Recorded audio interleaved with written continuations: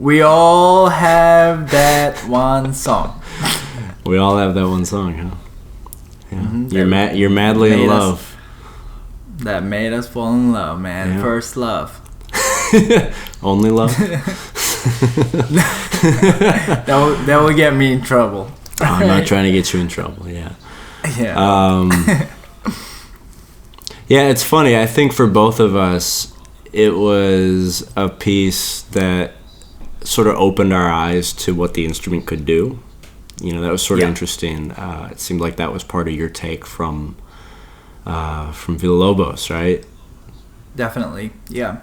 Yeah. And it's just that moment that you realize, oh, you know, this is actually a lot of fun, and it. Well, for me, it was fun before that for me, but it was more interesting when I learned D.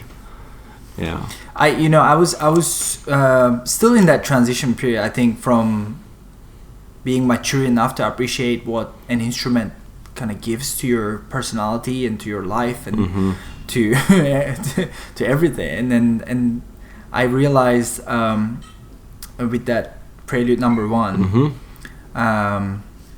how much there is to it. Yeah. You know, to play an instrument, to make music, and actually, you know, do it well. That was just a song. It could have been any other song also, but the more I thought of it, that song was perfect for me. Thanks to my teacher. Right.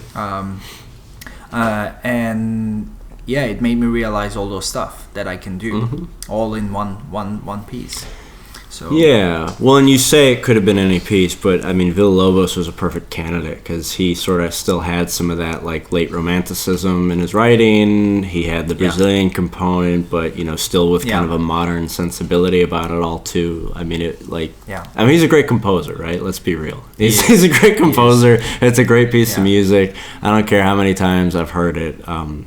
Right? That's not a grand solo by Soar for me. I'm not yet sick of Prelude number 1. Yeah. And you know, like my finger still remembers it. They do. It's so funny.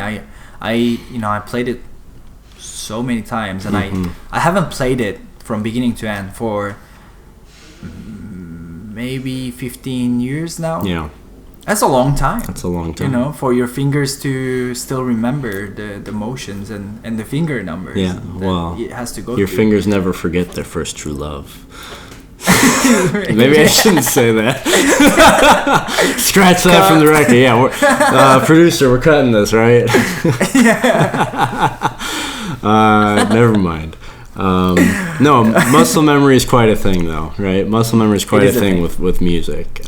It is kind of incredible what your fingers remember how to play all those years later.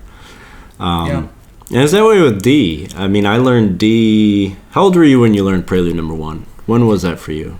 13 or 14. So that was like, what, 3 or 4 years ago? Can't you tell this from his baby face? Yeah, well, you're Turkish, you know. I learned D when I was 16 or 17, I think. Yeah, no, I mean, it was cool because, like, again, like I think I said in the video, I was just a rock and roller then, and I was learning. I mean, I was learning metal, like I was learning Ozzy Osbourne stuff, and then my teacher shows me D. And it just was this whole new world. And I remember just asking him, you know, is there more music like this? Like, what else? Can I do something else like this? He said, well, you should probably find a classical teacher for that. And so, you know, then I started learning, taking classical lessons. And, you know, it was something I never even had heard of before. I didn't know what classical guitar was before then. I didn't own a nylon string guitar. I learned that song on a steel string guitar. As I'm sure is the case for a lot of guitarists, to be honest. You like even for my teacher, for my students, you probably have the same thing. For example, teaching a fingerstyle kind of interlude of a rock band or something. You know, Pink Floyd, Is There Anybody Out There, or Babe, I'm Gonna Leave You, Led Zeppelin, or even Metallica. You know, even if you're a metal guy, what's and it you're called? learning Nothing else matters. Yeah. And you're like, oh wow, you know, I'm listening to these details about this arpeggio and then the one-line melody. It teaches you so much more than just, you know, power chords or just strumming. Well, I think it develops your ear in a way that is beneficial even if you never want to play classical music, because it makes you think about sort of the different components of what you're playing. And even if you're just playing the power chords, right, you still want to think about how that fits into the larger context, and you want to be able to hear the larger context as you're playing. So it's really, I think, a great development.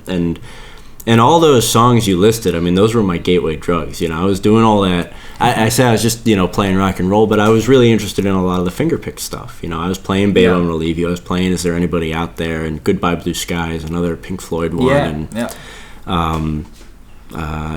Some Crosby, Stills, and Nash stuff. You know, it was all these like old kind of fingerpicked like 60s and 70s pieces. And then I started moving later in the 70s into the 80s, and then I hit D, and from there it was just a transformation. So that's it. Yeah. No, it's amazing how a song can put you in a direction that then you end up here, basically. Yeah, totally. Right here I am. Here you are.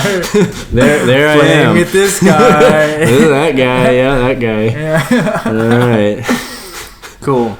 But it was fun to see people's comments also with what no, it'd be interesting to I think those are always sort of interesting like origin stories to hear from other musicians. And to be honest, the thing that I was curious if I would hear, which I didn't, but I have heard it from other classical guitarists, is that my story of being turned on to classical guitar from Randy Rhoads is not unique.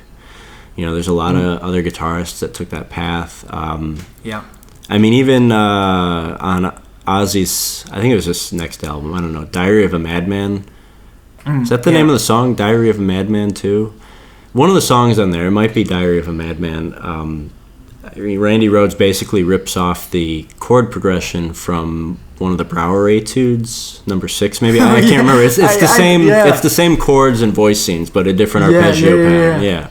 So I mean, there are other people that Randy Rhoads sort of pointed in the direction of classical guitar. You can hear in a lot of guitarists like a completely non-classical guitarists that became famous, and their patterns or something is related to something very classical composer. It's really fun to hear that, and you can tell like these guys are coming out of that too, or they had interest in that somehow to steal it, and put it in their stuff. And it's awesome. That's right. On that note, cool. On that note, good chat, good talk. All right. See you next time. Bye.